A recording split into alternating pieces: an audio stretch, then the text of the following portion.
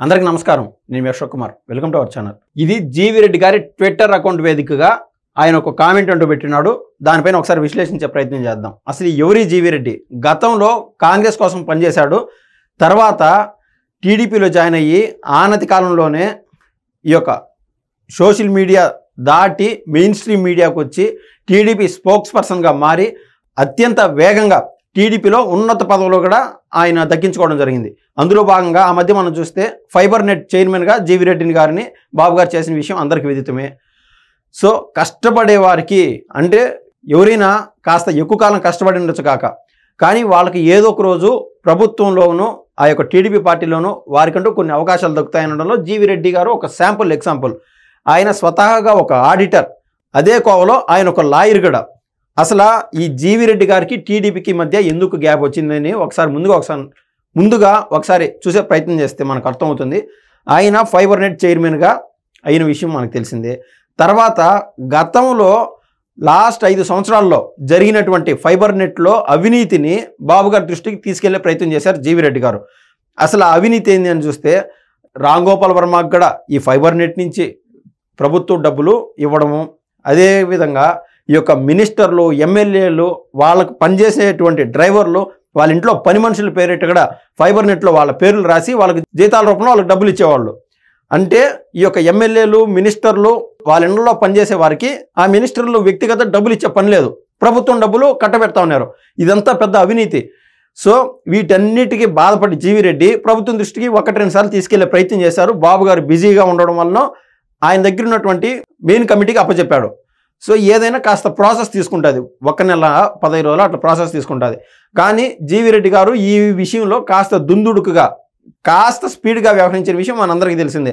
కాస్త ఓపిక పట్టింటే 2 నెలలుగా ఓపిక పట్టింటే ఆయనకు తగు న్యాయం జరిగేదని సోషల్ మీడియాలో కావచ్చు, అటు టీడీపీ కార్యకర్తలు కావచ్చు, ఒక ఆవేదన, బాధ అనేది నెలకొన్న విషయం మనందరికీ తెలిసిన విషయమే. కానీ సోషల్ మీడియా వేదికగా ఆయన రాజీనామా చేసిన తర్వాత ఏ టీడీపీ కార్యకర్త కానీ ఎవరు కానీ జీవి రెడ్డి గారికి వ్యతిరేకంగా ఒక్క పోస్ట్ కూడా పెట్టలేదు అనడం అక్షర సత్యం. మన కళ్ళ ముందున్న సబ్జెక్టే ఇది. ఇక్కడ ఎందుకు పెట్టలేదు జీవి రెడ్డి గారి పైన ఏది ఒక తప్పుడు పోస్ట్ కానీ లేదా జీవి రెడ్డి గారి కౌంటర్గా కానీ ఏ రోజు ఒక పోస్టర్ కూడా పెట్టలా. ముందుగా ఆయన ఏదైతే కామెంట్ పెట్టాడో అది చూసే ప్రయత్నం చేద్దాం. నిన్న ప్రవేశపెట్టిన ఆంధ్రప్రదేశ్ రాష్ట్ర బడ్జెట్ కేవలం 33,000 కోట్ల అతి తక్కువ రెవెన్యూ లోటుతోనే 3,22,000 కోట్ల భారీ బడ్జెట్ను ప్రణాళికబద్ధంగా రూపొందించారు. ఎవరు? నారా చంద్రబాబు నాయుడు గారి గురించి ఒక వారం రోజుల నుంచి ఆయన ఎవరికి టచ్లోకి రాల. ఉన్న పళ్ళంగా ఒక ట్వీట్ అంటూ ఆయన పరంగా వెలువరిచాడు. నేను నా వృత్తిని కొనసాగిస్తూనే రాజకీయాలకు దూరంగా ఉన్నప్పటికీ నారా చంద్రబాబు నాయుడు గారి నాయకత్వం పట్ల నాకు ఎప్పటికీ గౌరవం, అభిమానం ఉంటుంది. తక్కువ కాలంలోనే టీడీపీలోనూ ప్రభుత్వ వ్యవస్థలోనూ నాకు గౌరవప్రదమైన బాధ్యతలు అప్పగించడం నా జీవితంలో ఎప్పటికీ మర్చిపోలేను. ఈ అవకాశాన్ని నేను ఎప్పటికీ మా సార్ శ్రీ చంద్రబాబు నాయుడు గారికి రుణపడి ఉంటాను. ఆంధ్రప్రదేశ్ అభివృద్ధి, ప్రజా సంక్షేమం కోసం 2029లో కూడా మా సార్ ముఖ్యమంత్రి అవ్వాలి. రాష్ట్ర పురోగతికి ఆయనకు మద్దతుగా నిలవడం ప్రతి అభివృద్ధి కోరుకునే తెలుగు వ్యక్తి యొక్క బాధ్యత. ఇట్లు జీవి రెడ్డి అని ఆయన స్పష్టంగా ఆయన ట్విట్టర్ వేదికగా చెప్పాడు. మనం ఇప్పుడు చూస్తే ఈ విషయాన్ని చూస్తే ఏమర్థం అవుతుందంటే, అవకాశం అనేది ఒక చెత్త పార్టీలోనో, ఒక అవినీతి చేసే పార్టీలోనో, ఒక గూండాయిజం పార్టీలోనో అవకాశం వస్తుంది కదా ఎక్కువ డబ్బులు అని చెప్పి పోయే రకం కాదు కొంతమంది మనుషులు. అందులో ప్రథమ లిస్టులో జీవి రెడ్డి గారు కూడా ఉంటారు. మొన్న ఆయన ఒక వారం రోజులు గ్యాప్ తీసుకున్నాడు, ఫోన్ స్విచ్ ఆఫ్లో ఉన్నాయి. ఆ సమయంలో అటు సాక్షి, అటు వైసీపీ క్యాడర్ ఈయన మోసేసింది. టీడీపీకి జీవి రెడ్డి దూరం అయిపోయినాడు, త్వరలో జీవి రెడ్డి మేడల్లో వైసీపీ కండుగా వేయగలుగుతున్నాము అని చెప్పి వాళ్ళు సమ్మరపడిపోయినారు. ఆయన్ని హైలైట్ చేస్తా కొన్ని వార్తలు రాశారు. ఇప్పుడు రాయండి, చేతనైతే ఇప్పుడు అదే వార్తలు రాయండి. ఇప్పుడు రాయలేరు కూడా. ఈ మొత్తం ఉదంతాన్ని చూస్తే నాకేమర్థం అవుతుందంటే, నాకు రేవంత్ రెడ్డి గుర్తొస్తున్నారు. వాస్తవంగా ఆఫ్ ద రికార్డ్ అనుకోండి, ఆన్ ద రికార్డ్ అనుకోండి, నా మనసులో ఒక మాట అయితే నేను చెప్పదలుచుకున్నాను. నాకు వ్యక్తిగతంగా బాబు గారి కంటే రేవంత్ రెడ్డి గారు ఎక్కువ అభిమానం. ఎందుకంటే దేవుడిని మనం ప్రత్యక్షంగా చూడలేం, పూజారిని రోజు చూడగలుగుతాం. అంటే దేవుడికి ఈ యొక్క భక్తుడికి అనుసంధానంగా ఉండే వ్యక్తి ఎవరైనా ఉండాలంటే ఒక పూజారి. నాకైతే డైలీ మాట్లాడగలుగుతాము ఆ విధంగా, అంటే కొంచెం దగ్గరగా ఉంటారు. అంటే దేవుడు, నేను ఇక్కడ చెప్పొచ్చేది ఏంటంటే, దేవుడు చంద్రబాబు నాయుడు గారు అయితే పూజారి రేవంత్ రెడ్డి గారు, అదే కోవలో జీవి రెడ్డి గారు, ఇటువంటి వారు ఎప్పటికీ దేవుడికి ద్రోహం అంటూ చేయరు. కొంతమంది వెన్నుపోటుదారులు అవకాశం ఉంటే ఫార్ సపోజ్ మతాల పరంగాని కాదు, అటు ముస్లిమ్స్, ఇటు క్రిస్టియన్స్, ఇటు హిందూస్ ఎవరి భక్తి వాళ్ళు చూపించుకుంటూ ఉంటారు. కానీ డబ్బులు వస్తున్నాయి కదా అని హిందూ మతం నుంచి ఉన్న పరంగా క్రిస్టియన్ మతానికి మారిపోవడము, క్రిస్టియన్ మతం నుంచి హిందూ మతానికి మారిపోవడము, ఇటువంటి చేయడం చాలా తప్పు అని నేనైతే భావిస్తాను. సో దేవుడు ఎప్పటికీ దేవుడే. జీవిరెడ్డి గారు వైసీపీ కండువాగా కప్పుకుని నింటే ఆ యొక్క పూజారికి ఉండే విలువ కూడా కోల్పోయేది. వ్యక్తిగతంగా నేను చెప్తున్న అభిప్రాయం. గతంలో వారం 10 రోజుల ముందు కూడా, వారం రోజుల క్రితం అనుకుంటా, సోషల్ మీడియాలో ఒక పోస్టర్, ఒక ఫోటో బాగా వైరల్ అయింది. అటు వల్లంనేని వంశీ, పక్కనే రేవంత్ రెడ్డి గారు ఉన్నారు. అంటే ఒక నాయకుడిని నమ్మితే, బాబు గారిని నమ్మితే రేవంత్ రెడ్డి గారు సీఎం అయినారు. నాయకుడిని నమ్మక మోకతను జైలు పాలైనాడు. ఇది ఓపెన్ ఎగ్జాంపుల్.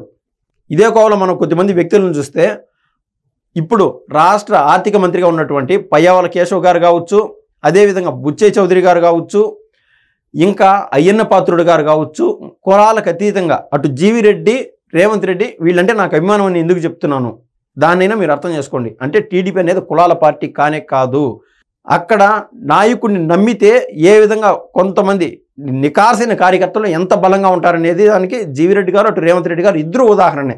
గతంలో రేవంత్ రెడ్డి గారు పార్టీ నుంచి వెళ్లాల్సిన పరిస్థితి వచ్చినప్పుడు, పార్టీ నుంచి వెళ్ళిపోవాలని నిర్ణయం తీసుకున్నప్పుడు ఆయన హుటాహుటిన విజయవాడకు వచ్చి, సార్ తెలంగాణలో ప్రస్తుత పరిస్థితులు అసలే బాగోలేవు, కావాలని కార్నర్ చేసి టార్గెట్ చేస్తున్నారు, ఇది ఈ సమయంలో టీడీపీలో ఉండడం అనువైన పని కాదు, ఇది సార్ నా పరిస్థితి అని చెప్తే, సరే రేవంత్ గో హెడ్ అని బాబు గారు కూడా చెప్పారు. ఆ రోజు నుంచి ఏ ఒక్క రోజు కూడా రేవంత్ రెడ్డి వర్సెస్ చంద్రబాబు నాయుడు గారు అనే ఒక్క ఎపిసోడ్ కూడా ఉండదు మనం చూసినట్లయితే. సో కమిట్మెంట్ ఉండేవాళ్ళు గతంలో రేవంత్ రెడ్డి గారు కూడా చాలాసార్లు చెప్పారు, నాకు అవకాశం ఇచ్చింది, నన్ను టీడీపీ కార్యకర్తలు నన్ను ఎంతో గౌరవించి నన్ను మోసారు, నేను ఎప్పటికీ వాళ్ళకు రుణపడి ఉంటాను, ఇది నా అత్తారిల్లు కాంగ్రెస్ అనేది, నా పుట్టిల్లు టీడీపీ, నేను ఎప్పటికీ నా పుట్టిల్లును మర్చిపోయే పరిస్థితే రాదు అని చెప్పి, అంటే పార్టీ మారినాము కదా అని చెప్పి వాళ్ళని అవహేళన చేయడం, వాళ్ళని తిట్టడం గతంలో మనం చూసాం. అవకాశం ఇచ్చినటువంటి కొడాలి నాని ఏం చేశాడు, అదేవిధంగా వల్లంనేని వంశీ ఏం చేశాడు, అంత గలీజు మాటలు, అంత జుబుక్సాకరమైన మాటలతో టీడీపీ పార్టీ మీద విరుచుకుపడ్డారు. అవసరమైతే న్యూట్రల్గా ఉండొచ్చు. ఇప్పుడు జీవిరెడ్డి గారు చేస్తున్న పద్ధతి చూడండి, ఆయనకు నచ్చలేదు, ఇమ్మడలేకపోతున్నారు. గతంలో జరిగిన అవినీతిని ఎంత బయటికి తీద్దాం అనుకున్నా కూడా ఆయనకు అక్కడ ఉన్నటువంటి ఐఏఎస్ అధికారులు, అదేవిధంగా అక్కడ ఉన్నటువంటి ఎండి సరైన సహకారం అందించలేకపోతున్నారు. సో ఆయన మనసు చెల్లించి నా వృత్తి నేను కొనసాగిస్తాను, లాయర్ వృత్తి కావచ్చు, అటు చార్టెడ్ అకౌంటెన్సీ వృత్తి కావచ్చు, నా పని నేను చేసుకుంటానని చెప్పి ఆయన బయటికి వెళ్ళినాడు. కానీ ఆయన గౌరవం ఏ విధంగా అయితే రేవంత్ రెడ్డి గారు బాబు గారి పైన గౌరవం, ఆ ప్రేమాభిమానాలు చూపించారో, అదేవిధంగా జీవిరెడ్డి గారు కూడా బాబు గారి పైన అంత కాన్ఫిడెన్స్ కానీ, అంత ప్రేమాభిమానాలు కానీ చూపిస్తూ ఉన్నారు. ఇది ఇవాళ ముఖ్యమైన అంశం. ధన్యవాదాలండి.